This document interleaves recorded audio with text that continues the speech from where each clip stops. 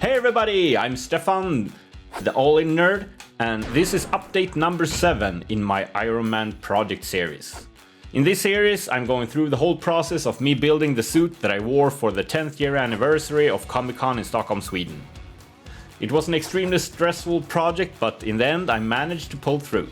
In this video it's time to cover the codpiece, the abs, the dongles, the lower back piece, and also all the silicone pieces that I made. So let's jump straight into it. The codpiece, or the term the mechanical diaper, which is it often referred to by, well, me, I guess. Yeah. It was way too big to print as one piece, so I had to divide it in smaller pieces. But more pieces means more PLA welding and sanding. At this point I hadn't decided on how I was supposed to put on the codpiece. Would I have to cut it apart and use magnets or straps to assemble it? This is how I made it with the first piece that I made, the one that was too small. As you can see, I cut it into 2 pieces and I tried to use these lock or snap magnets to attach it again. And here I have my very old suit. This one is a decade old. This one is made out of EVA foam, and I could attach the lower back and the abs to the codpiece and then just have it opening up with Velcro on one side. I mean, it's EVA foam, so it's flexible. This time it isn't. With the second print I didn't even attach the part in between the legs, since I knew I would cut it off anyway. And after putting all the parts together, I realized that it actually could fit me without having to cut it up. And lucky for me it was some room to spare, so I could make it even smaller. And since I made the codpiece smaller, it meant that the dongles wouldn't fit either. So I needed to cut up the holes where those were supposed to fit as well. Oh yeah, the dongles are the round pieces here, that in the movie Tony Stark uses to deploy flares to avoid being hit by missiles launched at him. Printed in one piece? Nothing special about the prints, but I just love how they look. So advanced, but yet so simple. And I decided to permanently attach the dongles to the codpiece, instead of having them attached to the thighs or trying to have them stay in place by themselves. So I cut off the bottom half of the lip so it wouldn't show. And it started to look pretty sweet. I added some padding on the inside, and I decided to leave the front piece off so I could attach it later with elastic bands, so it would be able to move. This made the mobility a whole lot better. I also cut off quite a bit in the back. Sure, it made an opening in the suit, but do realize this 3D model isn't made to be walking in. I think it's made for those who want to build an Iron Man statue that would be like a solid piece, which sure would look really good, but it would be very hard to move around it. But now it's time for some paint. And of course some battle damage with the airbrush. I decided to attach the codpiece to the lower back and the abs for an easier way to suiting up. So I'll show you the final result when I have them all covered. Let's check out the lower back. This one is quite straightforward. I split it in the middle to print it easier, and then I just had to PLA weld them back together and sand them down.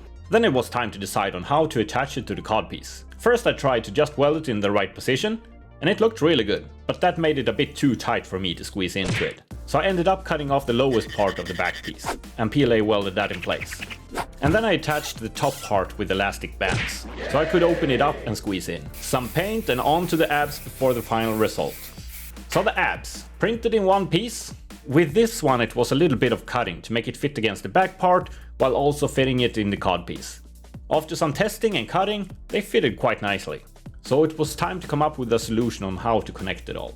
In the front of the abs, some elastic bands did the trick. And I also added a small square of plastic to keep it from sliding out. And in between the abs and the back part, I made some straps with snap buttons. That prevented the parts from opening up, but they could still slide from side to side. So I designed some simple male and female system that held everything in place. The first prototype was a bit too weak. So I made some bigger ones and I printed them as solid pieces for durability's sake. And this worked like a charm. And with all the sanding done, it's time for paint. And here we have all the 3 pieces finished.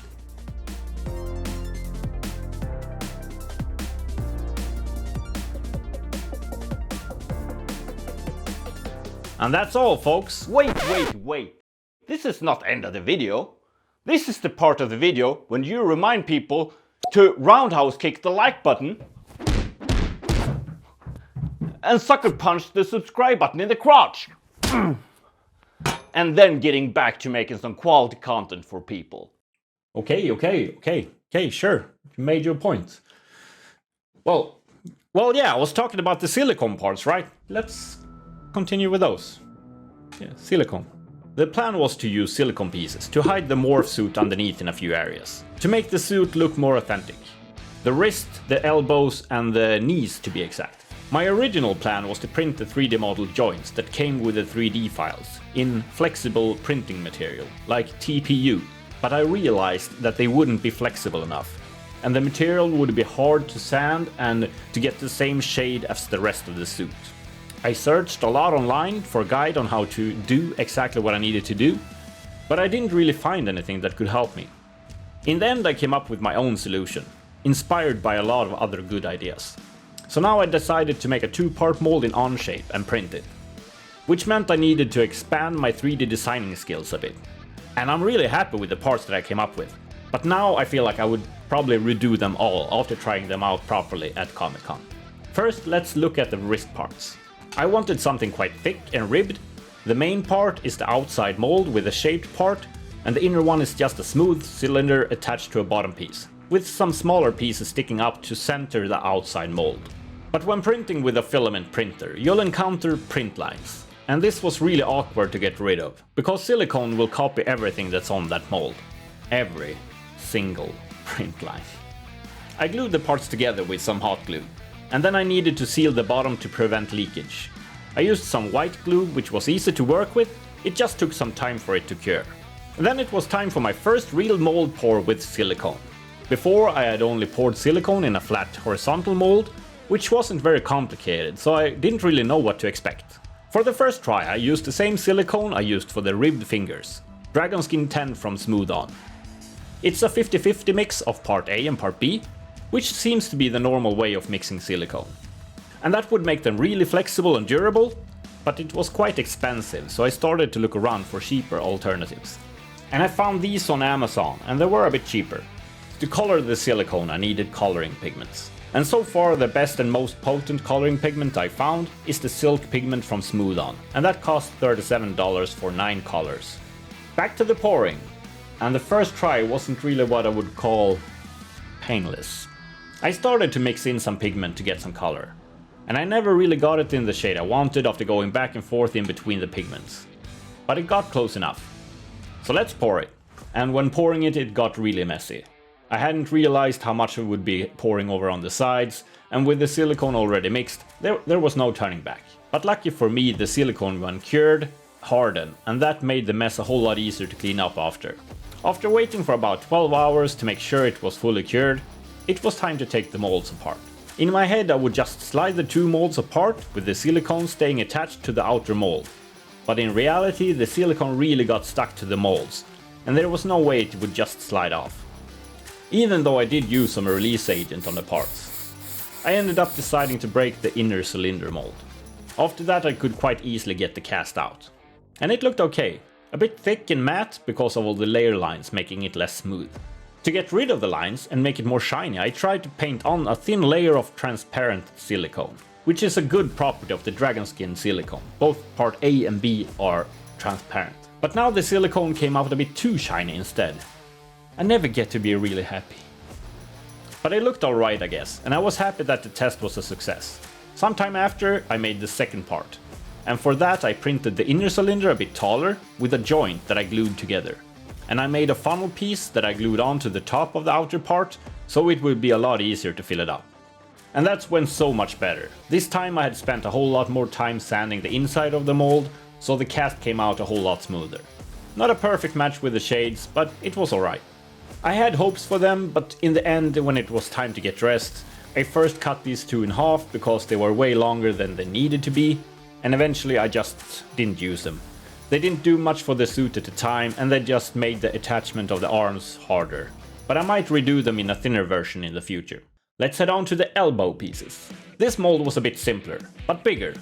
Because of my lack in 3D designing skills, I made it in one straight cylinder with some sunken lines in it. Of course it would have been better if I would be able to make it as a cone instead. At this point I didn't know exactly what size I really needed, so I decided to build one and go from there. I built this one at the same time as my first mold, so I was yet to realize that it would be a pain in the ass to take it apart without a joint in one of the molds. At least for this mold, I had made the inner part taller and even a small trench to pour the silicone in. And I added a bigger funnel piece after the first mess. And the pour went great, but then again it was the problem with taking it apart. Yeah, you guessed it, I had to break it. This time I could cut up the outside mold though. Very carefully not to damage the cast inside. And the result? Ta-da! It was a bit big though, so I decided to cut a wedge from it and sew it back together. The size was a whole lot better, but it was a bit fragile with just the threads keeping it together, so I reinforced it with some mixed and colored silicone.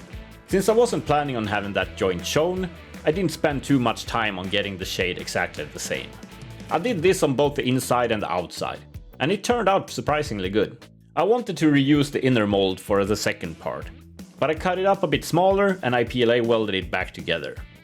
I reprinted the outer part a bit smaller as well, and this time with a joint in it. Now I could easily take the outer mold apart when the cast was cured. So much easier this time. The fit was a lot better, but still a bit big. Something I need to address in the future.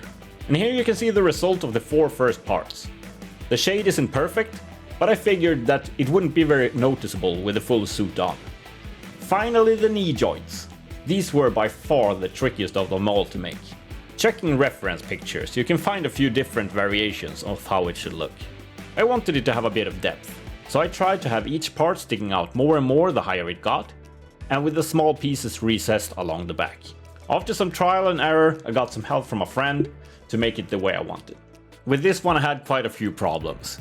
Firstly, I printed it upside down, which was a problem since I wasn't supposed to use any supports, and yeah, take a look at this. And apart from printing it wrong, I also assembled it wrong. Well, I didn't assemble it wrong, I just designed it upside down. So when I was pouring and it was like this, bubbles got stuck here on each of these shelves. So when I turned it the other way around, nothing would get stuck. Oh yeah, I also split the outside mold into 2 pieces, since it was a bit thicker and I wouldn't be able to bend it apart to get the mold off like the others. And before pouring, I filled the mold with water to measure how much of a volume I needed to mix. That was the next mistake. I spent a lot of time getting rid of the water, but apparently I didn't manage to get rid of all of it, so some got stuck in the mold and voila! Big hole in the cast. Eventually I redid them. It was in the last few days before leaving for Comic-Con actually. So much work were put into these ones. Designing, printing, sanding, and in the end even sprayed with sprayable putty, sanded again and primed. But they turned out pretty good and they do look great. But I will redo them. They're just way too thick right now. And I need all the space I can get around my knees. These were actually the reason why my calves were malfunctioning during Comic-Con. Because they made my knees too thick, so it pressed out the shins and therefore the magnets on the calves just lost contact. But yeah, another experience richer, and the next version will be a lot better, I guarantee it. And with that, the 7th update video has come to its end.